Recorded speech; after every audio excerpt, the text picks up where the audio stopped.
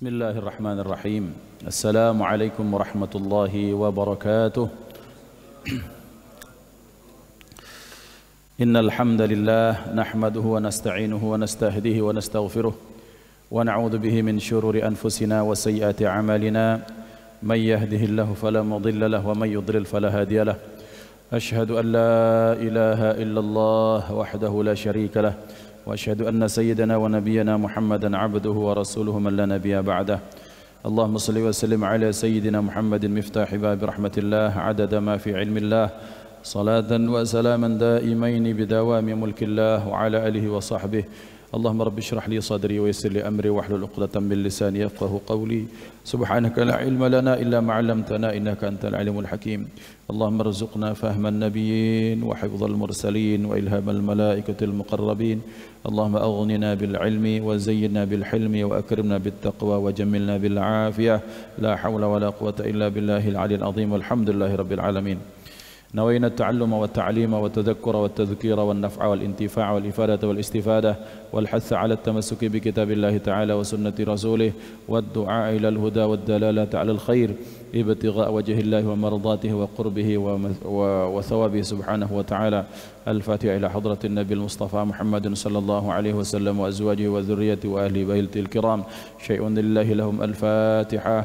أعوذ بالله من الشيطان الرجيم. بسم الله الرحمن الرحيم. الحمد لله رب العالمين الرحمن الرحيم مالك يوم الدين. إياك نعبد وإياك نستعين اهدنا الصراط المستقيم صراط الذين أنعمت عليهم غير المغضوب عليهم ولا الضالين آمين. Ikhwah dimuliakan Allah, alhamdulillah pada pagi hari ini kita dipertemukan Allah dalam semangat kebaikan yang mudah-mudahan terus bahwa sisa umur kita isi dengan ketaatan kepada Allah dan Rasulnya. Salawat dan salam terlimpah ruah kepada hadratur Rasul Sayyiduna Maulana Muhammad sallallahu alaihi wa alihi wa sahbihi wasallam beserta keluarga sahabat pengikut sekalian. Amin Allahumma amin. Ikhwan dimuliakan Allah, sebelumnya saya mengingatkan bahwa definisi solat itu kan perkataan perbuatan yang diawali dengan takbir dan diakhiri dengan salam. Artinya jika mengacu kepada definisi itu kemudian selanjutnya kita solat berjamaah, maka sempurnanya solat itu adalah ketika seseorang atau imam selesai salam kedua, mestinya baru selesai kita mengucapkan salam. Melakukan salam sebagai makmum artinya selesaikan salam imam yang kedua baru kita salam kanan dan kiri ya. Artinya bukan berarti bahwa imam salam terus kita langsung salam juga itu salah, tidak. Tapi mengacu kepada makna kesempurnaan salat berjamaah, maka kita selesaikan urusan imam, selesai salamnya yang ke kiri, baru setelah itu kita salam. Ini bagian pendapat yang dari madhab kita, dari guru-guru kita seperti itu. Ikhwani dimuliakan Allah,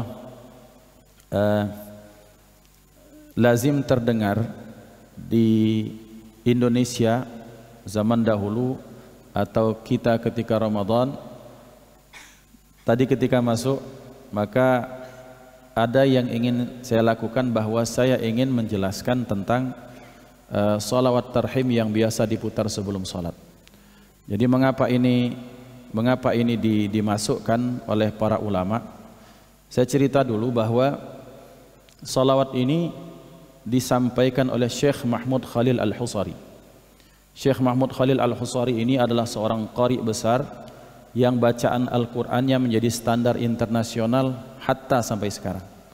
Jadi tidak ada orang yang belajar Quran, mendalami Quran, tahfidhul Quran, silakan ditanya kepada imamnya, kepada gurunya, yang mereka syaratnya tersambung kepada Rasulullah, kecuali mereka salah satunya yang mereka jadikan standar adalah Syekh Mahmud Khalil Al-Husari, baik pada tajwidnya maupun tarannumatnya atau iramanya, ya seperti itu ikhwan. Nah, Syekh Mahmud Khalil Al-Husari ini sudah disepakati bahwa bacaan beliau adalah bacaan yang standar internasional. Kemudian hatta Saudi pun sering nyetel beliau dari situs-situs Quran segala macam. Kita tahu orang Arab ini kan orang yang ta'assubnya tinggi. Ta'assub itu apa ya? Identitas kedaerahan mereka itu sangat tinggi. fanatiknya mereka tinggi, fanatismenya tinggi. Jadi kalau bisa, kalau koriknya dari Saudi semua. Tapi kalau sesuatu kualitas sudah tidak terbantahkan, mereka mau tak mau harus mengakui. Dan di seluruh negara Arab, negara internasional, Syekh Mahmud Khalil Al-Husari termasuk orang yang dijadikan standar bacaan beliau. Nah, ikhwan, Syekh Mahmud Khalil Al-Husari ini sering kita dengar bacaan ketika kecil Ramadan ini yang salatu wassalamu alaik, ya itu yang akan kita bahas hari ini. Jadi ketika saat itu beliau diundang di Indonesia, kemudian dalam tanda kutip beliau diculik, dimasukkan ke dapur rekaman. Saat itu ulama kita di Indonesia minta, Syekh tolong lantunkan salawat yang akan kami baca sebelum orang-orang kami ini sholat.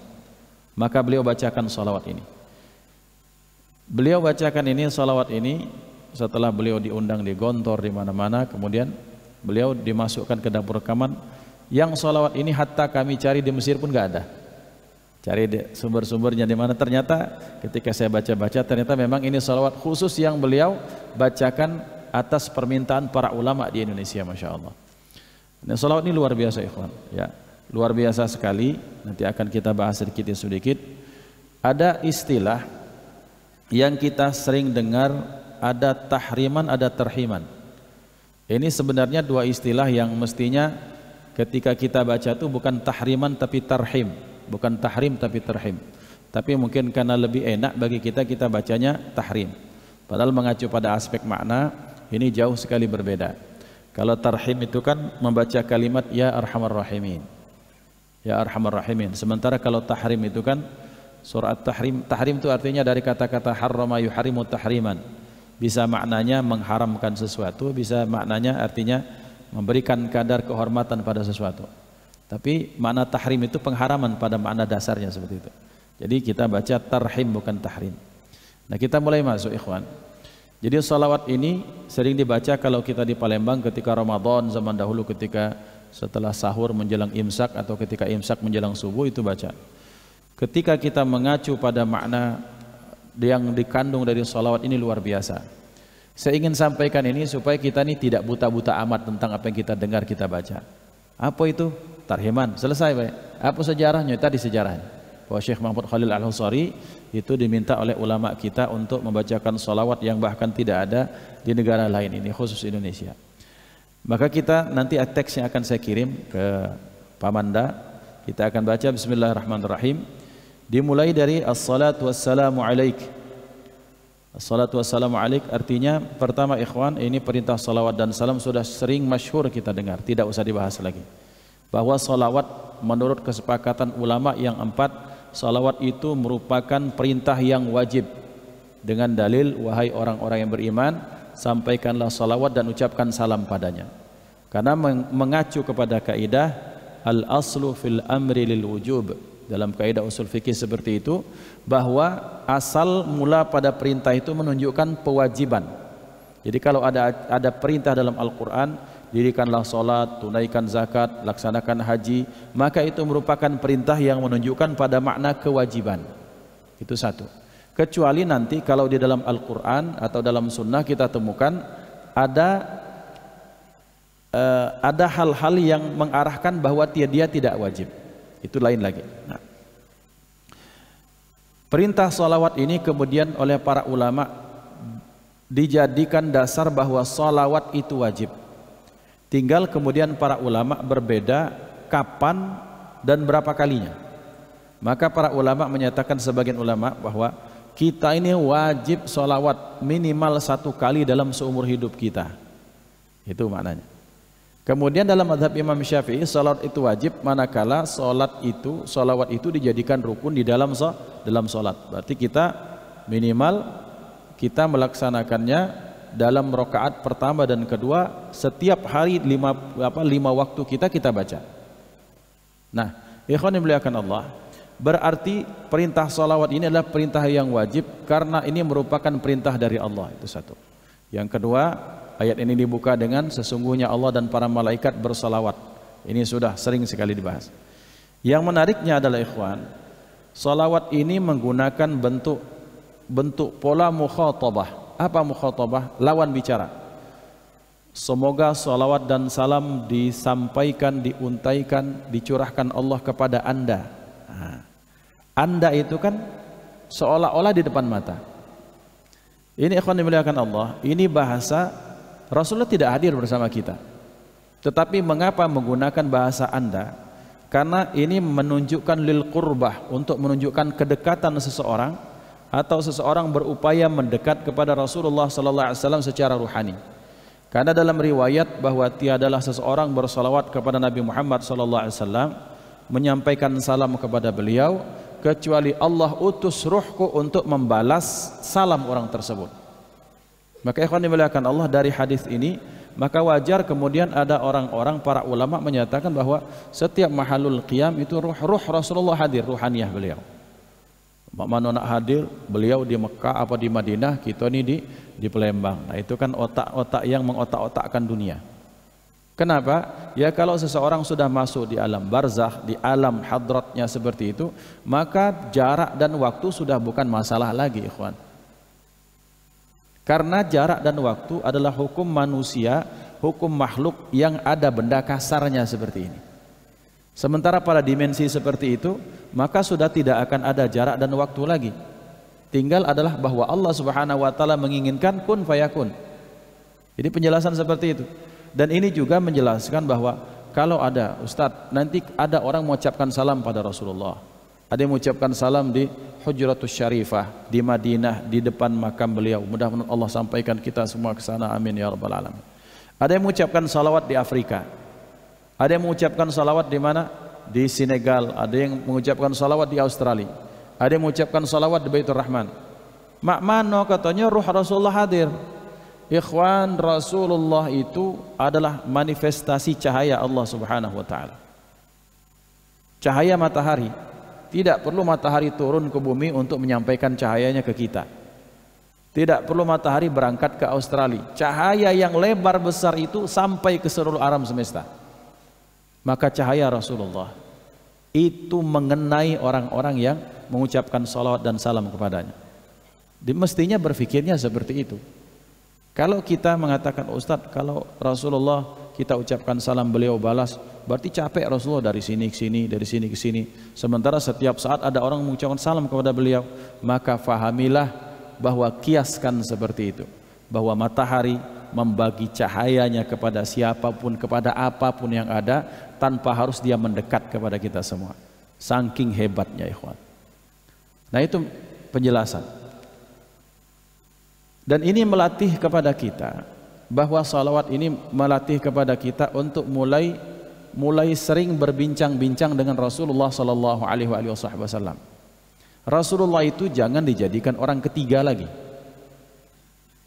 Maka kalau kita mau mengadakan sholawatan, saya sampaikan kepada teman-teman, ini kami mengundang tanggal 19 nanti di majelis kita akan diadakan maulid, insyaallah dihadiri habaib asatiz kiai-kiai insyaallah.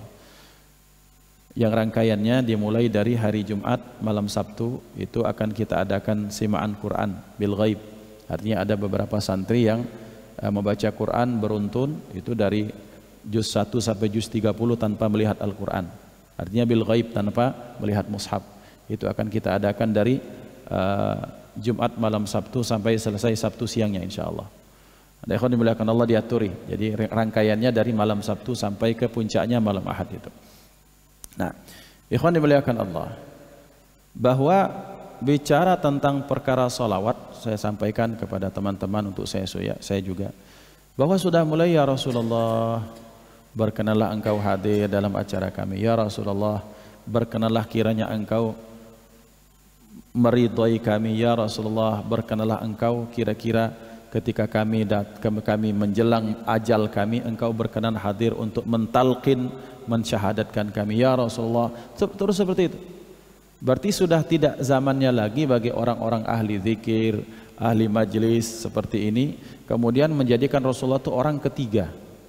Jadikan Rasulullah teman berbicara, walaupun dalam ruhani saja, dalam hati kita, ya Rasulullah seperti itu. Karena kita yakin bahwa dalam hadis dinyatakan bahwa barang siapa yang mengucapkan salam, Rasulullah hadir secara ruhani. Ustadz, bagaimana hadir sementara saya tidak lihat bukan masalah tidak lihat, karena banyaknya dosa yang kita lakukan tiap hari, maka itu menyebabkan kita tak mampu memandang Rasulullah. Nah itu, jadi kita sudah mulai melatih seperti itu. Assalatu wassalamu alaik ya sayyidi ya Rasulullah. Kemudian dijelaskan assalatu wassalamu alaik ya imamal mujahidin ya Rasulullah. Rasulullah sallallahu alaihi wasallam, salah satu julukan beliau itu adalah imamul mujahidin. Imamnya orang-orang yang mujahid. Mujahid ini ikhwan, orang-orang terus memaknakan, mendefinisikan mujahid itu harus berangkat perang fi sabilillah. Pertama kita sampaikan, di dalam Islam tidak ada agama itu disampaikan dengan pedang, tidak. Mengapa terjadi peperangan di dalam Islam? Baca sejarah bahwa betapa banyak orang-orang Islam dibunuh, kehormatan Islam dilecehkan, Rasulullah sebagai institusi yang maksum kemudian dilecehkan oleh orang-orang sehingga terjadilah pembelaan terhadap kehormatan Islam. Itu yang harus kita bacakan kepada orang-orang yang menyatakan Islam agama teroris, Islam agama perang segala macam. Karena mereka membaca ayatnya tidak melihat asbabnya, tidak melihat latar belakangnya. Padahal kita ini wajib melihat sesuatu itu, melihatnya secara komprehensif. Mengapa ada bab jihad di dalam Islam? Di dalam Islam bab jihad itu ada gara-gara kehormatan Islam atau negara Islam, orang-orang muslimin yang dibantai, yang dihina, yang dilecehkan. Kemudian yang kedua ikhwan, kalau kita baca dalam kitab fikih manapun, selama itu fikih Ahlussunnah wal Jamaah, bab jihad itu ditaruh di bab terakhir. Bab terakhir, bab pertama apa? Thaharah. Bab pertama kebersihan. Bab pertama tentang apa itu air, bagaimana sifat air, bagaimana pembagian air, kemudian apa itu bersuci, apa itu najis, apa itu hadas, baru masuk tentang wudu, masuk dikit ke mandi wajib, baru masuk ke bab sholat. Nah jadi ternyata bab seorang wajib, baru bab jihad, jauh sekali, sudah bab-bab terakhir itu. Tetapi kita lihat kalau kitab-kitab fikih tidak ada bab jihad sama sekali, supaya menanamkan kepada kita orang Islam bahwa Islam itu bukan peperangan.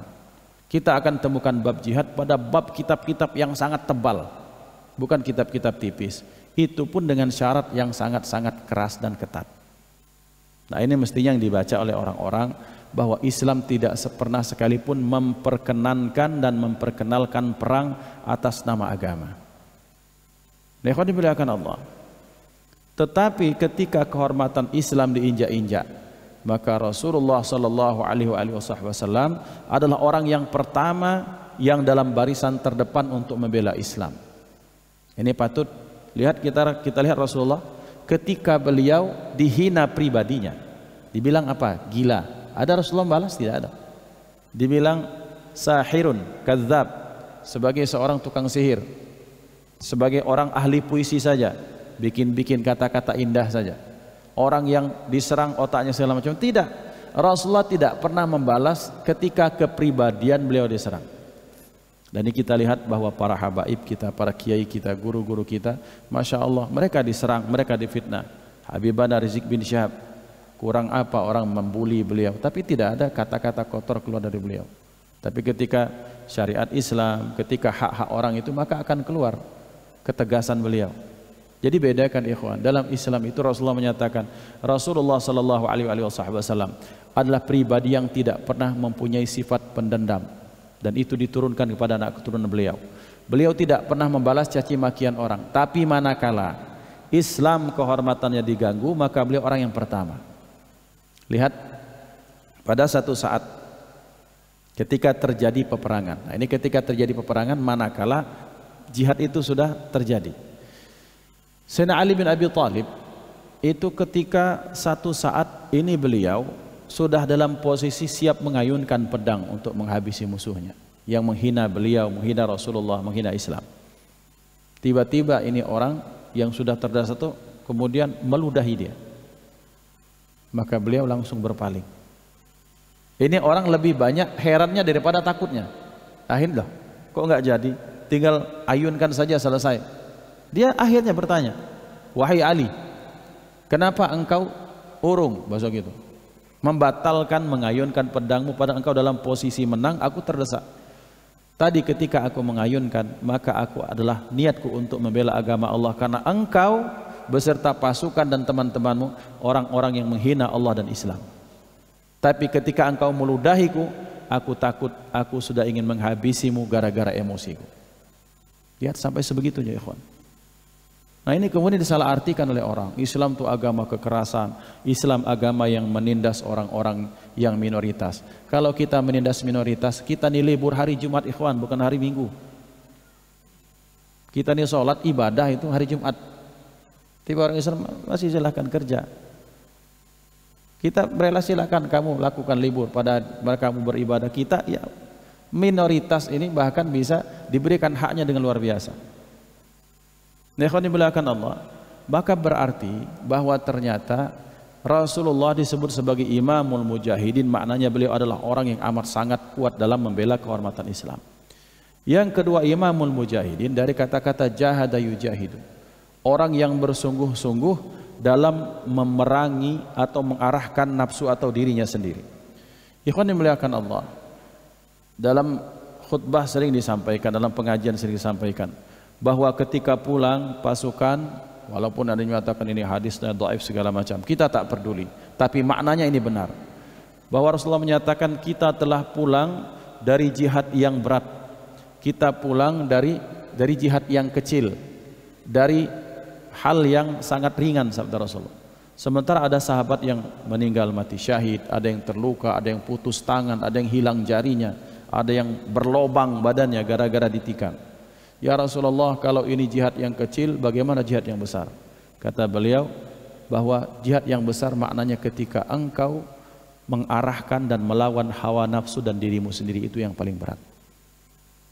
Nah, Rasulullah sallallahu alaihi wasallam, ikhwan, adalah orang yang menjadi percontohan bagaimana cara memanage nafsu dan syahwat kita sendiri. Artinya Rasulullah memberikan contoh kepada kita bagaimana mengalahkan rasa malas, bagaimana mengarahkan diri kita untuk yang baik-baik, bagaimana mengalahkan lisan ini untuk diarahkan kepada hal yang diridhai Allah Subhanahu wa taala. Maka yang berat itu, ikhwan, bukan kita bisa mengalahkan musuh sekaligus sekali dua kali pukulan seperti di UFC. Yang paling berat adalah manakala kita mampu menahan emosi, manakala kita marah. Yang berat itu adalah mengarahkan diri kita untuk, ini ada pilihan, teman ngajak teman makan-makan, ada teman ngajak yang taklim. Beratnya di situ. Ini ngajak acara yang santai-santai saja, bisa kita senang-senang. Ini ngajak, ayo kita zikiran yuk, itu ada hataman Quran misalnya.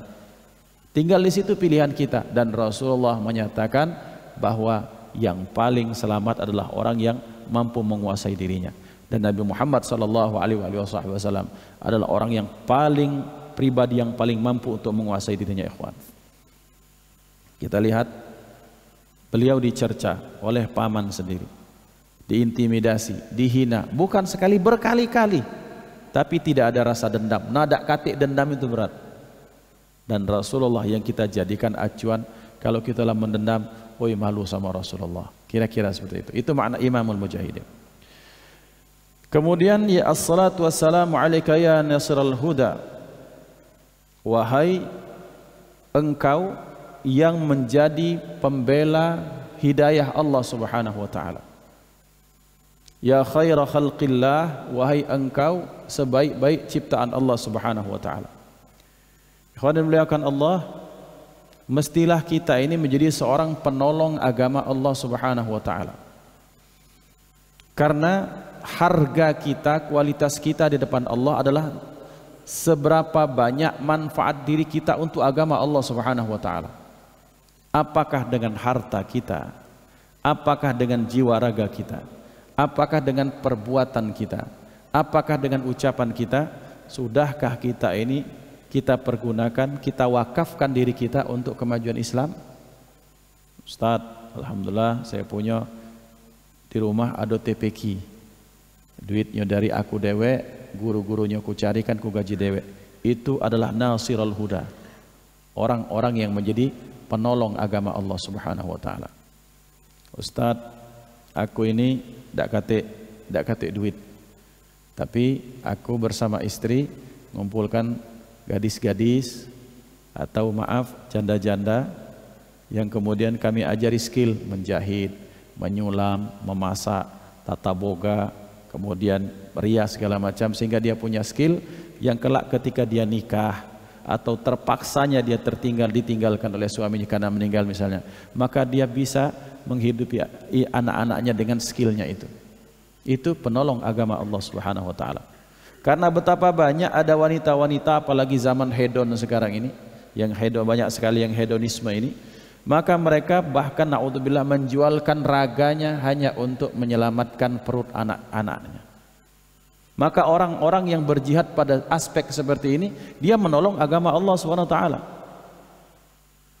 Ustaz, alhamdulillah saya tidak punya duit yang berlebih, tapi saya dulu pernah menjadi kepala bengkel di mana, maka saya anak-anak yang STM atau dia yang umur-umur 11-12 tahun, saya ajari dia ilmu teknik. Mudah-mudahan kelak kalau sudah lepas dari majelis, ternyata mereka bisa punya kemandiran pada aspek ekonomi. Maka itu ikhwan. Dan kalau kita melihat orang-orang seperti ini, maka masukkan dalam diri kita, ini orang sudah membela agama Allah Subhanahu wa taala. Jadi membela agama Allah dengan membangun rumah tahfiz, rumah Quran betul. Tapi dengan menyelamatkan umat Islam, jangan sampai mereka kemudian mencari cara dengan cara yang diharamkan Allah, maka itu pun mereka telah menolong agama Allah Subhanahu wa taala. Maka saya pernah ceritakan kepada antum sekalian bagaimana Habib Adam Mahdi bin Syahab, mudah-mudahan Allah panjangkan usia beliau, disehatkan Allah afiatkan. Dakwahnya di sana tuh Masya Allah, yang ini pelaku ini, yang ini pelaku ini, susah manggil bapak-bapaknya, anaknya dikumpulkan, disuruh ngaji, diajak ngaji, dikasih uang sehingga mereka cinta, diajarkan ini, mereka diajarkan ini skill ini, dipondokkan dulu. Setelah selesai mondok, dicarikan, ini ada bengkel, ini muridku nak begawe muridnya, ini Masya Allah. Itu adalah orang-orang yang menolong agama Allah. Karena memang ada satu ungkapan, perut kalaulah kenyang aman nak ibadah. Sudahkah kita berjihad pada aspek ini ikhwan? Maka kalau ada orang-orang yang berjihad pada aspek ini, maka kita harus acungi jempol, karena belum tentu kita bisa seperti mereka. Seperti Pak Hamka yang di Jakarta, apa siapa? Yusuf Hamka, Ustadz yang pernah datang ke sini dengan rumah makan gratis. Itu orang-orang yang menyelamatkan perut umat ini, luar biasa jihadnya. Hari kita harus apresiasi. Bukan berarti kemudian Ustadz, usaha saya untuk menghidupkan pengajian itu pahalanya sedikit, enggak. Artinya yang ingin saya sampaikan, umat Islam ini yuk bahu membahu, saling melengkapi satu sama lain, saling tolong menolong, bahwa Islam ini tidak akan maju, bangsa ini tidak akan besar kecuali adanya persatuan. Kalau sudah ada persatuan, Masya Allah luar biasa. Maka Rasulullah SAW adalah pribadi yang ketika di masjid beliau taklim, tapi ketika di luar maka beliau melihat ini orang ini kurang apa, butuh apa. Saya pernah ceritakan bahwa Rasulullah sering naik Manaroh, tempat tinggi di mana Sayyidina Bilal bin Rabah itu berazan. Apa yang beliau lakukan? Melihat rumah-rumah di Madinah, mana sahabat-sahabat yang tidak keluar asap dari dapurnya. Dipanggil Sayyidina Abu Hurairah, panggil rumah itu, suruh ke sini, diberikan sembakonya. Jihad secara ekonomi butuh ketelatenan, kesabaran, dan keikhlasan yang luar biasa. Maka kalau ada orang seperti itu, maka mereka pun telah mencontoh sunnah Nabi Muhammad sallallahu alaihi wasallam. Karena sunnah Rasulullah ini ikhwan sangat luas. Kita sholat berjamaah itu sunnah Rasulullah, memakai siwak sunnah Rasulullah, bersalaman sunnah Rasulullah, membaca salawat sunnah Rasulullah, membaca Quran hari Jumat kita Hamim Sajadah, kemudian surah Al-Insan, itu sunnah Rasulullah. Tapi tolong jangan kerangkeng Rasulullah hanya di masjid saja. Jangan batasi Rasulullah hanya di ruang lingkup masjid dan zahir saja. Tolong lihat Rasulullah pada aspek yang sangat lebih luas lagi, bahwa Rasulullah banyak menyelamatkan perut orang. Itu Rasulullah, sunnah berarti. Rasulullah kalau beliau berkomunikasi dengan orang tidak pernah salaman kecuali muka orang itu dipandang secara sempurna. Itu sunnah Rasulullah. Rasulullah jarang sekali cemberut, bahkan mungkin nyaris tak pernah. Sunnah Rasulullah. Jadi kalau ahli sholat, ahli ibadah terengut, begawainya bingung sih. Seolah-olah Islam ini punya masalah terus. Seolah-olah banyak utang tak selesai-selesai. Senyum ikhwan, ngapa nak terengut terus ini? Susah hidup ini kalau cak terenggut terus. Sunnah Rasulullah. Nah jadi ternyata jangan kerangkeng Rasulullah hanya ada dalam musola dan masjid saja. Lepaskan makna yang paling luas. Di mana kebaikan yang dilakukan manusia, Rasul adalah orang yang pertama, yang paling utama yang melakukannya. Sedekah, bagaimana tidak hebat sedekah Rasulullah? Ada orang, wahai Muhammad, aku minta sedekah. Apa kata beliau? Sini. Kita ini di bukit.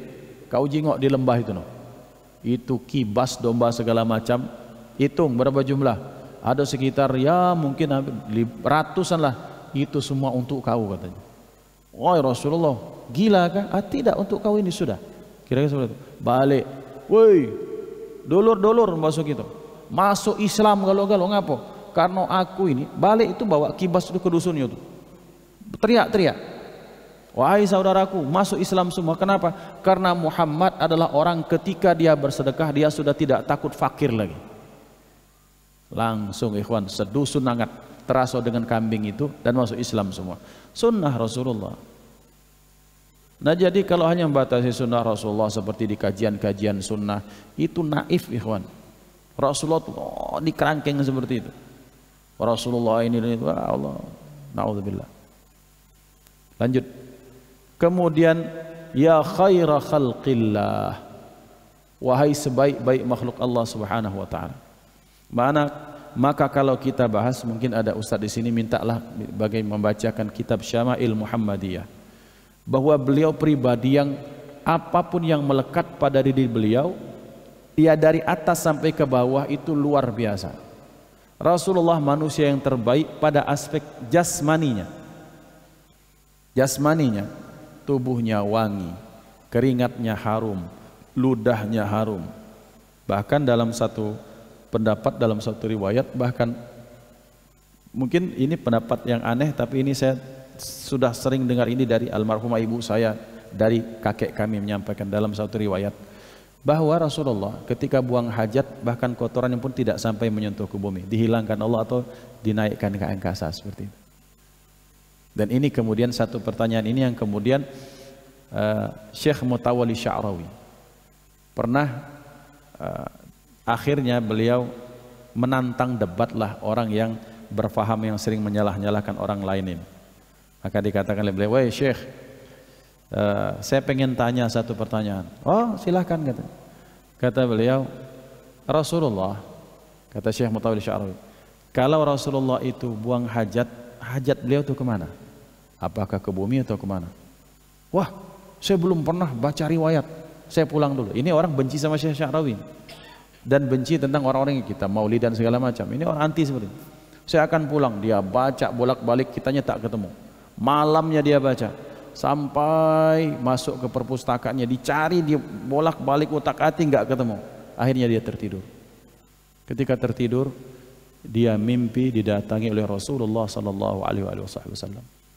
Di belakangnya ada orang yang membawa qindil. Qindil itu bahasa kita seperti lampu jalan itu yang pakai lampu sumbu lampu itu ya, pakai itu. Lampu dian itu. Maka ada apa wahai fulan bin fulan?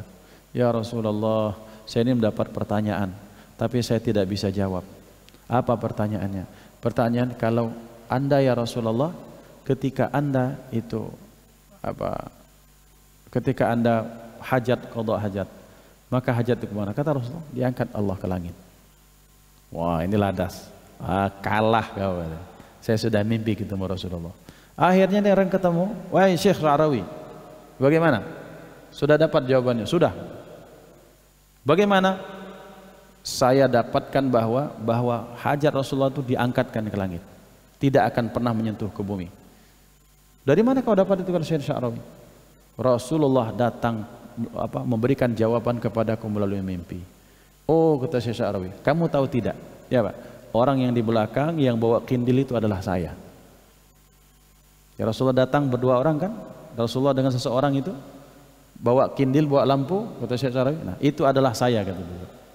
Istighfarin orang, minta maaf, akhirnya beliau tidak lagi menentang amalia Ahlussunnah wal Jamaah. Jadi banyak hal-hal ikhwan yang tidak sampai oleh otak kita yang baru ngaji 2-3 tahun ini baik. Islam itu luas. Maka jangan sampai gampang menyalah-nyalahkan.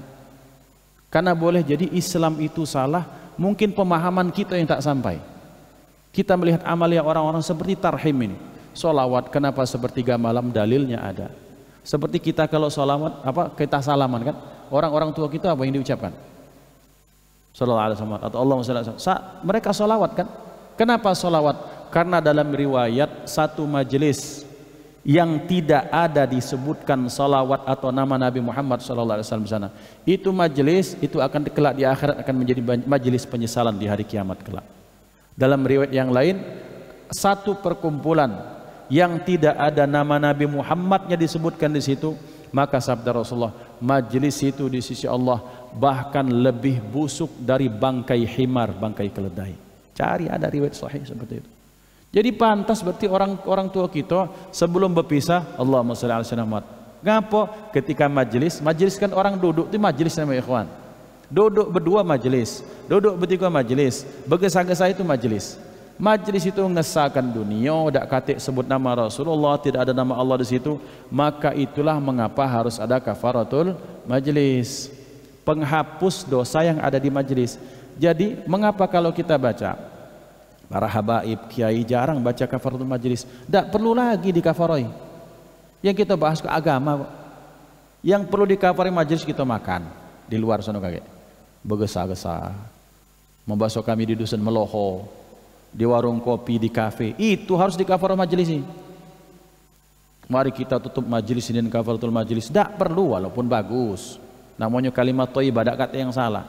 Tapi maksud saya penggunaannya itu yang tepat itu adalah di majelis di luar yang tidak ada sangkut pautnya dengan agama, itu yang harus dikafarohi yang lebih utama. Pengajian majelis pakai baca kafarah majelis, tapi pas di kafe kopi-kopi selesai, ya sudah, bye. Nah itu yang harus dikafarah majelis ikhwan. Ini kenapa? Karena lihat mengapa muncul hadis tentang kafaratul majelis. Karena satu majelis kalau ada salah, ada dosa, dikafarohi, ditutup, dihapuskan oleh kalimah tersebut. Berarti Ustaz kami salah? Tak salah, kalimah thayyibah bagus, makin banyak pahala. Tapi mestinya kalau nak berimbang nian, kita kaget di kantor bergesa dan kawan, selesai kafarah majelis. Ketika duduk makan siang bergesa-gesa masalah gawe, katik masalah akhirat ini digerja situ, kita baca kafaratul majelis. Maka pertemuan itu kalaupun ada dosa dihapuskan dengan kafaratul majelis. Itu makna kafarah, penghapus. Kembali kepada pembahasan. Maka ikhwan dimuliakan Allah, beliau adalah pribadi yang paling bagus. Dan saya bingung ada orang-orang yang kok kayaknya anti sekali dengan kalau bahas Rasulullah secara katanya nanti berlebih-lebihan. Cinta ikhwan tidak ada yang berlebih-lebihan. Kalau seseorang itu salah dalam memuji Rasulullah, maka Sayyidina Hasan bin Thabit, penyairnya Rasulullah, adalah orang yang paling pertama ditegur Rasulullah karena dia memuji Rasulullah sundul langit ikhwan. Baca dalam sejarah yang sering dibaca, ketika kebaikanmu seolah-olah engkau itu kalau pacak milik untuk dilahirkan itu engkaulah wahai Rasulullah. Maksudnya hidungmu kau pilih, telingamu engkau memilih sendiri, request kepada Allah. Itu bahasa saking sempurnanya zat-jasad Rasulullah sampai seolah-olah ka'annama khuliqta kama tasya'u, seolah-olah engkau diciptakan tuh sebagaimana engkau yang request, bukan keputusan dari Allah. Itu saking hebatnya manusia, liurnya ludahnya diperebutkan, hatta yang melekat pada diri beliau diperebutkan. Bagaimana ketika Rasulullah ikhwan, ketika beliau wudu di luar bersama para sahabat, itu air tak akan sampai ke muka bumi karena sahabat itu rebutan untuk apa? Untuk mengambil sisa wudhu beliau. Kemudian ternyata yang sudah mendapatkan air wudhu itu dilapkan, dibasuhkan ke muka. Kalau yang tidak dapat, ini tangan teman yang sudah itu, yang dapat itu diusapkan ke badan mereka. Hakata, bagaimana cintanya para sahabat kepada Rasulullah karena jasad beliau yang mulia. Ada tarikh Madinah ikhwan. Ada satu buku tentang cerita tarikh sejarah kota Madinah, tarikh Masjid Nabawi. Minimal ada 3 kali percobaan orang untuk mencuri jasad Rasulullah. Ini kisahnya menarik. Itu bukan terjadi zaman Rasulullah, zaman hampir zaman sekarang. Yang terjadi adalah apa? Terjadi mengapa? Karena mereka tahu kalau jasad Rasulullah bisa diambil, maka gemparlah kiamat orang Islam. Maka tak ceritakan, dipendekkan saja. Pada satu saat seorang gubernur di Madinah di kala itu bermimpi menyatakan, "Woi fulan bin fulan, selamatkan aku." Wah, jangan-jangan salah kan? Dia tidur lagi, datang lagi Rasulullah, "Selamatkan aku," kata Rasulullah. Kemudian sampai 3 malam berturut-turut, ini bukan, ini pasti mimpi yang benar, yang asli. Akhirnya dia istikharah minta petunjuk. Ketemu lagi, "Ya Rasulullah, bagaimana cirinya?" Ciri-cirinya ini orang tidak suka dengan uang. Maka dikumpulkan orang sak Madinah. Dikumpulkan sak Madinah itu, semuanya dikasih uang, dikasih uang. Semuanya dapat uang kecuali ada 2 orang. Ini 2 orang datang dari daerah Ethiopia atau daerah Sudan sana, daerah Afrika. Kemudian mereka ini kerjanya itu kalau menjelang subuh itu mereka ziarah ke Baqi. Pagi-pagi mereka kemudian ibadah, getol baca Quran segala macam. Dan mereka tidak butuh uang karena mereka orang kaya. Kata, "Ya Rasul," sampai bingung lagi, dicari nggak ketemu. Akhirnya ketemu lewat mimpi lagi, "Ya Rasulullah, semua orang sudah dapat uang kecuali orang 2 itu." Maka kata Rasulullah, "Selamatkan aku." Cirinya sudah jelas. Akhirnya ini 2 orang diinterogasi. Tidak ada bukti yang memberatkan. Sampai satu saat rumahnya digeledah. Masuk ke rumahnya, ada ambal sudah ini. Ketika dibuka ambal, sudah ada lorong yang sudah 3-4 meter lagi sampai ke makam Rasulullah sallallahu alaihi wasallam. Maka langsung ternyata ikhwan, jadi dia tiap malam dia tuh ngedok, dia kedok itu tanah yang mengarah kepada makam Rasulullah. Jadi pagi-pagi itu modus baik dia ziarah ke Baqi, dia bawa buntalan, dia keluar ke tanah. Tiap malam dia keluar ke tanah. Dia diutus siapa? Ya Zionis, musuh-musuh Islam untuk menghancurkan Islam. Akhirnya ini 2 orang ya dipenggal kepalanya, selesai. Dan ikhwan dimuliakan Allah. Mengapa? Karena mereka tahu jasad Rasulullah tidak akan pernah hancur. Karena sesungguhnya Allah mengharamkan bumi untuk memakan jasad para nabi. Para nabi saja diharamkan untuk memakan jasad para nabi. Bumi saja diharamkan untuk makan jasad para nabi, apalagi jasad baginda Nabi Muhammad sallallahu alaihi wasallam. Pernah beberapa bulan yang lalu, 1-2 bulan yang lalu, ini kampung di daerah Cirebon atau di mana di Jawa Barat, itu kampung ini terkenal dulunya kampung santri. Ketika ternyata ada pelebaran jalan untuk pembangunan apa, maka kemudian dipindahkan proses itu.